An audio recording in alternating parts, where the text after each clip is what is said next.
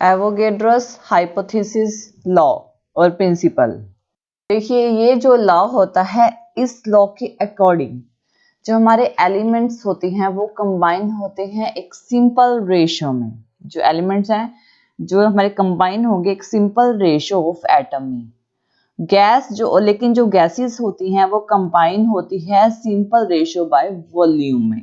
ठीक है, जो एलिमेंट्स हैं वो कंबाइन होंगे सिंपल रेशियो ऑफ एटम में, जबकि जो गैसेस हैं वो कंबाइन होती हैं वॉल्यूम के according, simple ratio by volume. तो इसकी रिलेशनशिप होती है वॉल्यूम ऑफ गैस की और नंबर ऑफ एटम्स की जो कि कंटेन है। तो इसको बर्ज़िलियस हाइपोथेसिस कहा जाता है। तो जो बर्ज़िलियस हाइपोथेसिस ने इसे फॉरवर्ड किया था, इसे बताया था, इसलिए जैसे इसे बर्ज़िलियस हाइपोथेसिस कहा जाता है। इसके अकॉर्डिंग जो इक्वल वॉल्यूम होती है सारी गैसेस की सिमिलर कंडीशन में, ठीक है, इक्वल वॉल्यूम सारी गैसेस की अंडर सिमिलर कंडीशंस और टेम्परेचर और प्रेशर की, जिसमें इक्वल नंबर ऑफ एटम्स होते हैं। देखिए इसमें क्या है, जैसे कि एक हाइड्रोजन है, हाइड्रोजन अगर क्लोरीन के साथ कंबाइन होता है तो हाइड्रोजन क्लोराइड गैसेस बनाता है। अगर one volume of hydrogen one volume of chlorine के साथ कंबाइन होगी, गैस की बात हो रही है, तो 2 volume hydrogen chloride gas produce होगी। इसकी 1 वॉल्यूम ली है, इसकी 1 वॉल्यूम ली है, इसकी 2 वॉल्यूम प्रोड्यूस होगी।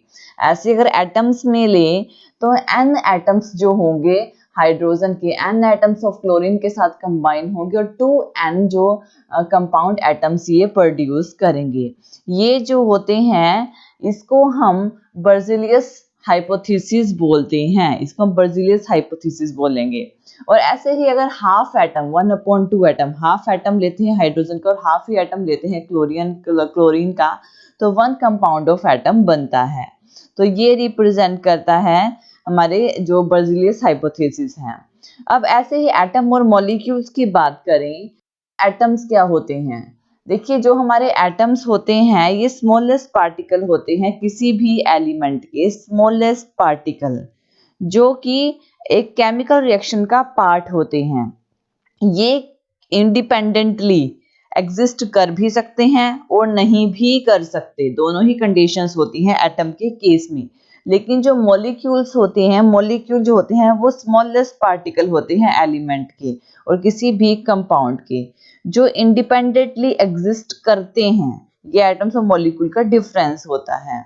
और जो स्मॉलेस्ट पार्टिकल होते हैं गैसेस के, वो एग्जिस्ट करते हैं इंडिपेंडेंटली, जो मॉलिक्यूल्स की फॉर्म में होते हैं और एटम्स की फॉर्म में नहीं होते। गैसेस में हम वॉल्यूम को ले रहे हैं जो रिलेटेड होती है नंबर ऑफ मॉलिक्यूल्स पे। जो हाइपोथेसिस, इस हाइपोथेसिस को एवोगेड्रोस हाइपोथेसिस बोला गया है। और देखिए इसमें क्या है कि जो इक्वल वॉल्यूम होती है सारी गैसेस की, हर एक गैस की इक्वल वॉल्यूम सभी गैसेस की, ठीक है, सिमिलर कंडीशन में टेम्परेचर और प्रेशर पे, जिसमें इक्वल नंबर ऑफ मॉलिक्यूल होते हैं। इक्वल नंबर ऑफ मॉलिक्यूल की बात हो रही है यहाँ पे, ठीक है। पहले एटम्स की बात हो रही थी, अब मॉलिक्यूल की बात हो रही है। तो ये है एवोगेड्रोस लॉ या एवोगेड्रोस प्रिंसिपल इसे बोला जाता है। इसमें सेम हाइड्रोजन क्लोरीन के साथ रिएक्ट करेगा तो हाइड्रोजन क्लोराइड बनाएगा। हाइड्रोजन को ऐसे 1 वॉल्यूम 2 वॉल्यूम ये प्रोड्यूस करते हैं, जो कि एक्सपेरिमेंट से है। लेकिन अगर n मॉलिक्यूल, पहले हम एटम को लेकर डील कर रहे थे, अब हम मॉलिक्यूल को लेकर डील कर रहे हैं। अब अगर n molecule hydrogen n molecule of chlorine के साथ मिलते हैं तो 2n molecule hydrogen chloride produce करते हैं। ये एवोगेड्रोस जो है लॉ है। सबसे पहले हमने बर्ज़िलियस लॉ किया था, अब एवोगेड्रोस। बर्ज़िलियस में हमने एटम्स की बात की थी, एवोगेड्रोस में हम मॉलिक्यूल्स की बात कर रहे हैं। ऐसे ही half molecules of hydrogen combine होते हैं हाफ मॉलिक्यूल ऑफ क्लोरीन, तो 1 molecule of hydrogen chloride gas को प्रोड्यूस करते हैं। अब हम एप्लीकेशंस देखते हैं। जो एप्लीकेशन होती है एवोगेड्रोस लॉ की, इसमें क्या होते हैं, हम कैलकुलेट करते हैं एटॉमिसिटी को, किसी भी एलिमेंट्री गैसेस की एटॉमिसिटी कितनी होती है। देखिए एटॉमिसिटी क्या होती है, कोई भी एलिमेंट सब्सटेंस जिसमें जिसके एटम्स को हम डिफाइन करते हैं। एक एलिमेंट बताते हैं कि एक मॉलिक्यूल में कितने एलिमेंट प्रेजेंट हैं, एक मॉलिक्यूल में कितने नंबर ऑफ एलिमेंट प्रेजेंट हैं वो बताते हैं एटॉमिसिटी को। जैसे कि अगर ऑक्सीजन O2 की बात करें तो इसमें 2 ऑक्सीजन प्रेजेंट होते हैं, तब एक O2 बनता है, तब ऑक्सीजन बनता है। और ओजोन गैस कैसे बनती है? जब 3 O आपस में कंबाइन होते हैं तब हमारे पास ओजोन बनती है। तो 3 ओजोन की एटॉमिसिटी है, 2 ऑक्सीजन की एटॉमिसिटी है। ऐसे ही अगर हम इसमें अप्लाई करें एवोगेड्रोस हाइपोथेसिस को, तो हाइड्रोजन और ऑक्सीजन जब कंबाइन होंगे तो वाटर वेपर्स हमारे पास बनाएंगे। ऐसे 2n मॉलिक्यूल्स ऑफ हाइड्रोजन जब कंबाइन होंगे n मॉलिक्यूल ऑफ ऑक्सीजन के साथ, तो यहाँ पे 2n molecules of water vapours की ये प्रोड्यूस करेंगे। ऐसे ही 1 मॉलिक्यूल हाइड्रोजन अब यहाँ पे हाफ मॉलिक्यूल ऑफ क्लोरीन के साथ मिलेगा, तब ये 1 मॉलिक्यूल बनाएगा। यानी कि 2 मॉलिक्यूल बन रहे थे, 1 के लिए हम इसे हाफ करना पड़ेगा और इसे 1 करना पड़ेगा, तभी 1 मॉलिक्यूल ऑफ वाटर वेपर्स बनेंगे। अगर हम रिलेशनशिप फाइंड आउट करें किस चीज के बीच में, मॉलिक्यूल मास और वेपर डेंसिटी ऑफ गैस के बीच में, तो क्या होगा? देखिए, जो वेपर डेंसिटी होती है वो बताती है इज इक्वल टू होती है जितनी डेंसिटी होती है गैस की अपॉन डेंसिटी ऑफ हाइड्रोजन की। ये वेपर डेंसिटी होती है गैस की, किसी गैस की डेंसिटी अपॉन जो डेंसिटी होती है हाइड्रोजन किसकी, रेशियो होती है, जो कि इज इक्वल टू होती है कितना मास है पर्टिकुलर वॉल्यूम ऑफ गैस में, जो स्टैंडर्ड टेम्परेचर प्रेशर पे कितना मास है, यानी जो गैस है उसमें कितना मास ऑफ सर्टेन वॉल्यूम है, और जो हाइड्रोजन है उसमें उसकी जो मास है उसकी वॉल्यूम में कितना स्टैंडर्ड प्रेशर टेम्परेचर है। ऐसे ही ये इज इक्वल टू होती है कि कितने n मॉलिक्यूल्स हैं गैस के upon n molecules of hydrogen के, ये ऐसे रिप्रेजेंट करते हैं। और अगर 1 मॉलिक्यूल है गैस का और हाइड्रोजन का 1 मॉलिक्यूल ऑफ हाइड्रोजन, यानी mass of 1 molecule of gas upon mass of 1 molecule of hydrogen. अब यहाँ पे मॉलिक्यूलर मास जो होता है ना, मॉलिक्यूलर मास अपॉन 2 होगा, ठीक है। मॉलिक्यूलर यानी कि यहाँ पे H2 है ना, तो 2 एटम्स के लिए बात कर रहे हैं, इसलिए मॉलिक्यूलर मास अपॉन 2 लेते हैं। यहाँ पे H2 है क्योंकि 2 एटम है हाइड्रोजन के, इसी वजह से यहाँ पे 2 लिया गया है। तो मॉलिक्यूलर मास जो होता है ना वो इज इक्वल टू होता है 2 इंटू वेपर डेंसिटी के, क्योंकि vapour density of gas is equal to molecular mass upon 2 के इक्वल है।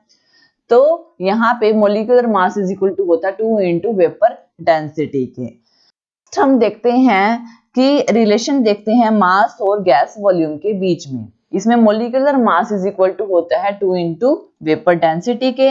अब देखिए इसको हम ऐसे लिख सकते हैं, जो वॉल्यूम जो 2 into mass of certain volume of gas at STP upon mass of certain volume of H2STP, ठीक है ना। वॉल्यूम की बात कर रहे हैं, पहले हमने वेपर डेंसिटी ली थी, डेंसिटी ऑफ गैस और हाइड्रोजन की डेंसिटी ली थी, फिर उनका मास लिया था वॉल्यूम में, फिर उनका n मॉलिक्यूल्स लिए थे, फिर 1 मॉलिक्यूल के लिए लिया था, हाइड्रोजन के 2 थे तो मॉलिक्यूलर मास अपॉन 2 हो गया था। लेकिन इसमें सेम हमने ऐसे ही लिया है, सेम चीज वही उठा ली है जो हमने पहले अभी अभी की थी, 2 into mass into certain volume of gas at STP upon mass of the certain volume of hydrogen की।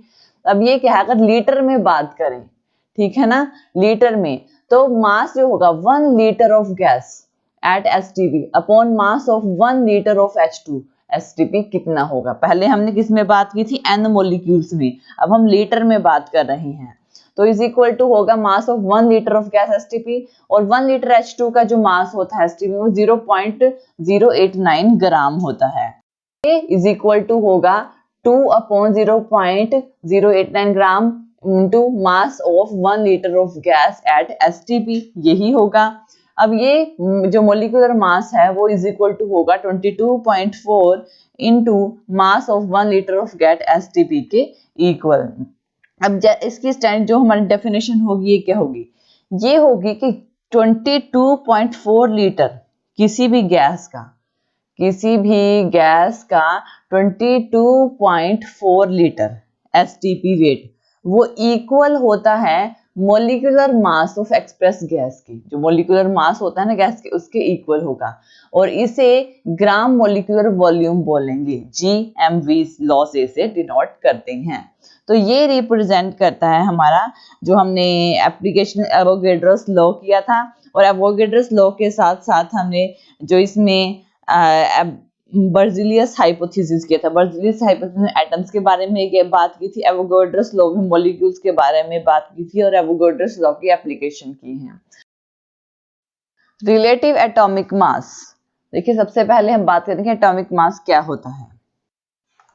अब देखिए एटॉमिक मास क्या होता है, जो एलिमेंट है कितने नंबर ऑफ टाइम हैवी है, कोई भी एलिमेंट, ठीक है, वो कितने नंबर टाइम हैवी होगा किसी एटम ऑफ एलिमेंट के, और वो किससे हैवियर होगा, कार्बन के एटम से, जिसको हम 12 लेते हैं, ये उसका एटॉमिक मास होता है।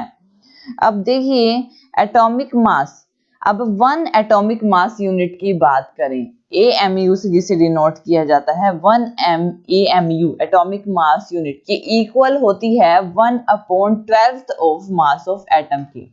जो कार्बन होता है वो 12 आइसोटोप इसमें लेते हैं, और जो एटॉमिक मास होगा एलिमेंट का उसे डिटरमाइन करेंगे, उसको हम एक्यूरेट डिटरमाइन करेंगे। तो जिस तरह से उसे जिस इंस्ट्रूमेंट से उसे डिटरमाइन करते हैं, उस इंस्ट्रूमेंट को मास स्पेक्ट्रोमीटर कहा जाता है। अब वैसे ही अगर एटॉमिक मास की बात कर रहे हैं तो एटॉमिक मास किसी एलिमेंट का क्या होगा, एटॉमिक मास एवरेज रिलेटेड मास भी होता है किसी भी एटम का। जो कंपेयर करते हैं किसी कार्बन से, हम उसे कंपेयर करते हैं, क्या होगा, एवरेज रिलेटेड मास, जिसको कार्बन से कंपेयर किया जाता है। कार्बन को हम 12 लेते हैं, कार्बन को हम क्या लेंगे, 12 लेंगे। और जैसे कि अगर ग्राम एटॉमिक मास की बात करते हैं तो ग्राम एटॉमिक मास, जो एटॉमिक मास होता है किसी भी एलिमेंट का, जिसको ग्राम में एक्सप्रेस किया जाता है, वो होता है ग्राम एटॉमिक मास। जैसे कि अगर एटॉमिक मास लेते हैं ऑक्सीजन का, तो atomic mass unit, atomic mass oxygen का होगा 16 AMU। AMU क्या है, एटॉमिक मास यूनिट। और जबकि ऑक्सीजन का जो ग्राम एटॉमिक मास होता है वो 16 होता है, ठीक है ना। 1 ग्राम ऑफ ऑक्सीजन का मास जो होता है वो 16 होता है, और एटॉमिक मास ऑफ ऑक्सीजन का 16 AMU, ठीक है ना। AMU मतलब एटॉमिक मास यूनिट है, और 1 ग्राम ऑक्सीजन का जो मास होता है वो 16 ग्राम होता है। ये ग्राम एटॉमिक मास को रिप्रेजेंट करता है। Thank you for watching this video. और ज्यादा अपडेटिंग वीडियोस के लिए आप हमारे चैनल लर्न एंड ग्रो पे हमें सब्सक्राइब कर सकते हैं। Thank you.